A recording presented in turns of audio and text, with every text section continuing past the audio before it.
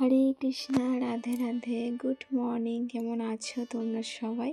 আবারও নতুন একটা ব্লগ নিয়ে চলে আসলাম তোমাদের সামনে। চলো ব্লগটা দেখতে থাকো। তোমরা কেউ ব্লগটা স্কিপ করো না, পুরো ব্লগটা দেখতে থাকো। আজ সারাটা দিন কি করি পুরোটাই তোমাদের সাথে শেয়ার করবো। চলো।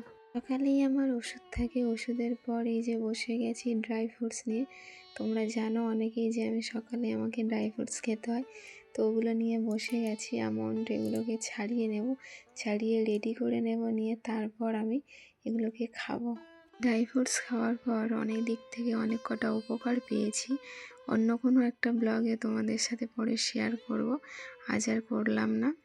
চলো ঝটপট খেয়ে নিই, তারপর তোমাদের সামনে আবার পরে আসছি। আজ হাতে অনেক কাজ আছে, অনেক কাজ নিয়ে অনেক ব্যস্ত নিয়ে তোমাদের সামনে এসছি আজ।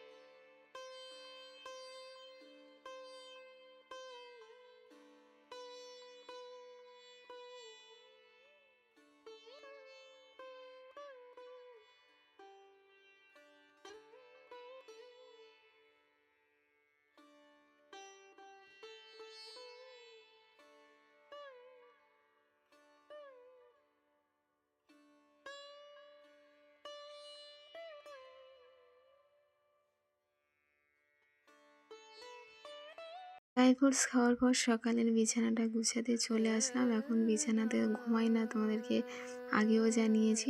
তো ওই জন্য বিছানাটা অতটাও গোছালো হয়ে থাকে না, কিন্তু তারপরও পরিষ্কার পরিচ্ছন্ন না থাকলে দেখতে ভালো লাগে না।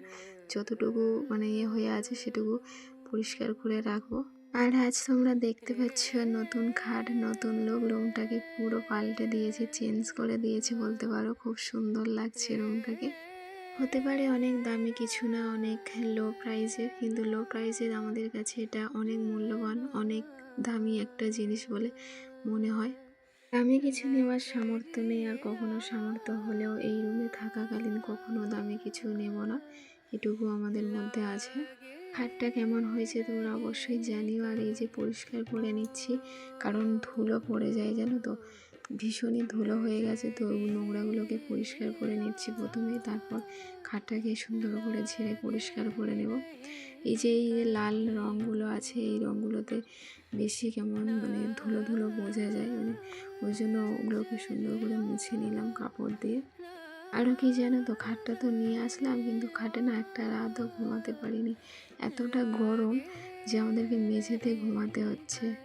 এই যে খাটটা সুন্দর করে গুছানো হয়ে গেছে, কেমন লাগছে তোমরা কমেন্টে জানিও।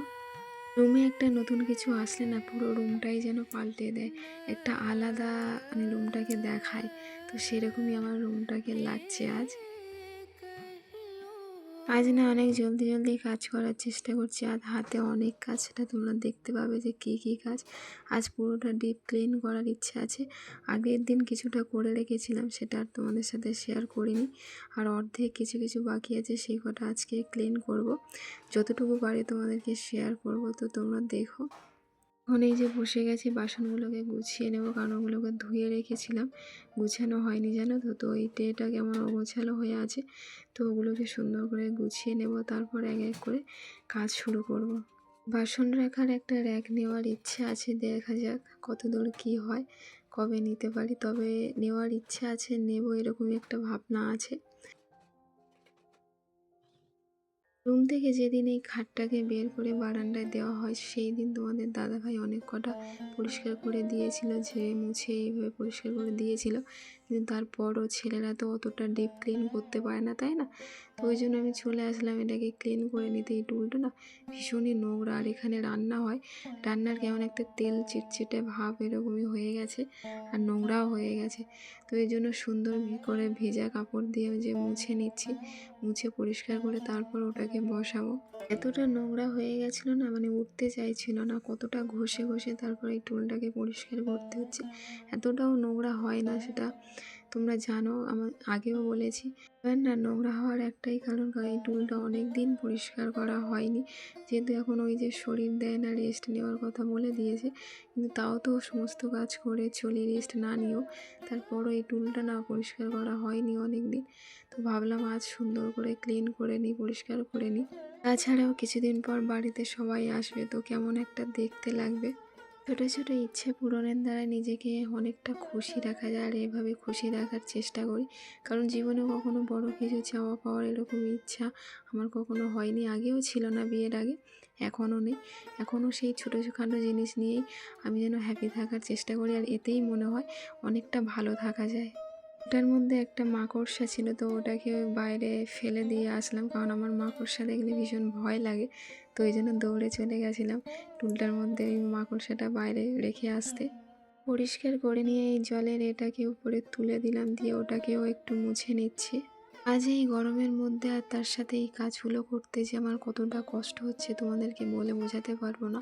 একে প্রেগনেন্সি মানুষ, তারপরও এই কাজগুলো করতে, আর এই গরমে এতটা কষ্ট হয় তোমাকে বলে বোঝাতে পারবো না, ভীষণই কষ্ট হয়। কিন্তু কি করবো বলো, আমি আবার নোংরা দেখতে পারি না। আর এইগুলো অতটাও নোংরা নেই যে মানে অতিরিক্ত যে একটা কালো নোংরা সেরকমই নেই, হালকা নোংরা, এটা তোমরা দেখতে পারছো। হালকা করে মুছে নেব, মুছে নিয়ে রাখবো, সেটা দেখতে ভালো লাগবে। নাহলে রান্নার সময় না আমার কেমন বিরক্তিকর লাগে, হালকা কেমন চিটচিটা ভাব থাকলেও আমার বিরক্তিকর লাগে। এই ঝাঁঝালো গরমের মধ্যেও না বিকালে একটু স্বস্তি পেয়েছিলাম, সেটা তোমরা দেখতে পাবে। বিকালে ভীষণই ঝড় বৃষ্টি শুরু হয়ে গেছিলো, খুব ভালো লাগছিল। জায়গা শর্ট, ছোট্ট জায়গার মধ্যে হলেও যতটুকু তোমার সংসারের জিনিসপত্র থাকবে সেটুকুকে যদি তুমি পরিষ্কার পরিচ্ছন্ন করে রাখো না, দেখতে খুব ভালো লাগবে, আর লক্ষ্মীশ্রী বজায় থাকবে। আমি যতটুকু পারি পরিষ্কার পরিচ্ছন্ন রাখার চেষ্টা করি, এটা মাইন্ডও ভালো থাকে, মনও ভালো থাকে, ফ্রেশ থাকে। তো বন্ধুরা, তোমরা যারা 2-1 জন আমার ব্লগে ভালো ভালো কমেন্ট করো না, তো আমার ভীষণ ভালো লাগে, যেন মনে হয় এতটা খুশি লাগে, আমার ব্লগ বানানোরই আগ্রহ বাড়িয়ে দেয়। তো তোমরা এভাবে আমাকে কমেন্ট করো, আর আমাকে ভালোবাসা দিও, যাতে আমি পরবর্তীতে এইভাবে এগিয়ে যেতে পারি। কিছু কিছু এমনও মানুষ আছে যেন বন্ধুরা, তোমার শোকটাই তাদেরকে পছন্দ হবে না, তারা কিছু না কিছু একটা করার সুযোগ খুঁজবে বা কিছু একটা বলার সুযোগ খুঁজবে। এরকমই মানুষ আছে, এরকমই মানুষদেরকে নিয়ে আমাদেরকে বাঁচতে হয়। তো আজ পর্যন্ত আমি কারোর কোনো কথাতে মাইন্ডে নিই না, কারোর কোনো কিছুতেই কিছু মনেও করি না। নিজেকে নিয়ে হ্যাপি থাকার চেষ্টা করি, আর আমার মনে হয় এতেই আমি বেস্ট ভালো আছি। ওই যে দেখছি আমাদের কালু চলে এসেছে, আমাদের গেটের সামনে শুয়ে গেছে। ও সারাক্ষণ আমার সাথেই থাকে, যতক্ষণ আমি রুমের মধ্যে থাকবো ও গেটের কাছে শুয়ে থাকবে, আমি যদি বাইরে যাই ও আমার সাথে সাথে বাইরেই যাবে। ভীষণ ভালোবাসে আমাকে, আর ও না অনেক কথা বোঝে, যেন একটা মানুষের মতো। এখন বিকাল 4টে বাজে, আর দেখো পুরো অন্ধকার হয়ে গেছে চারিদিক, সন্ধ্যার মতো। এতটা অন্ধকার, কতটা ক্যামেরাতে বোঝা যাচ্ছে জানি না, কিন্তু ভীষণই পুরো অন্ধকার হয়ে গেছে। এই যে বন্ধুরা, ভীষণই ঝড় বৃষ্টি শুরু হয়ে গেছে বাইরে, যেমনই ঝড় আর তেমনই বৃষ্টি হচ্ছে। আমার তো ভীষণই ভালো লাগছে, কারণ ওয়েদারটাকে পুরো ঠান্ডা করে দিয়েছে। বসে গেছি সবজি কাটতে, আর বাইরে এখনও ঝড় বৃষ্টি চলছে। এটাই কপাল ভালো যে এখনো পর্যন্ত কারেন্টটা আছে, আর তোমাদেরকে ব্লগটা শেয়ার করতে পারছি। চলো এক এক করে সবজিগুলোকে কেটে নেওয়া যাক। আর বেশি কিছু সবজি কাটবো না, কারণ বেশি কিছু রান্না করব না। পরের দিন ভোরবেলার রান্নার সবজিটাকে কেটে নেব, আর আজকে রান্নার জন্য সবজি কেটে নেব। আজকে সেভ আলু সিদ্ধ করবো, আর পুঁই শাক দিয়ে ডাল বানাবো। ঝটপট সবজিটাকে কেটে নিতে হবে, কারণ সবজি কাটার পর আবার আমাকে সন্ধ্যা ধরাতে হবে। সন্ধ্যা ধরানোর পর আসবো রান্নার কাছে। আর বাইরে বৃষ্টির আওয়াজ নিয়ে এই যে এখানে বসে সবজি কাটতে না ভীষণই মজা লাগছে, আর ভীষণ সুন্দর লাগছে।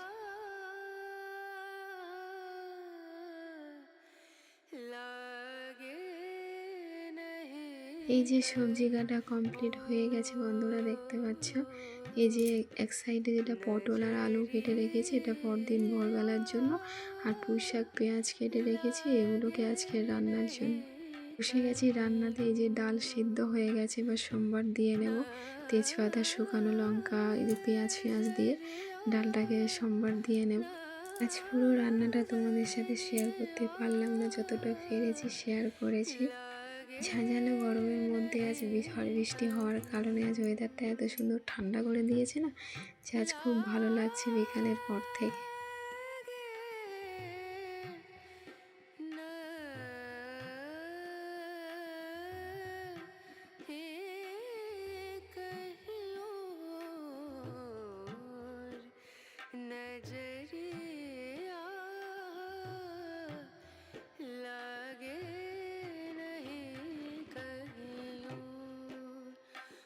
তো বন্ধুরা, আর ব্লগটা বেশি বাড়াবো না, ব্লগটা এখানেই শেষ করব। তো আমার ব্লগটা ভালো লাগলে লাইক, কমেন্ট, শেয়ার ও সাবস্ক্রাইব করে দিও, আমায় সাপোর্ট করো, পাশে থেকো। আর যারা অলরেডি সাবস্ক্রাইব করে দিয়েছো তাদেরকে অসংখ্য ভালোবাসা ও ধন্যবাদ। সবাই ভালো থেকো, সুস্থ থেকো। আজকের জন্য টাটা, গুড নাইট।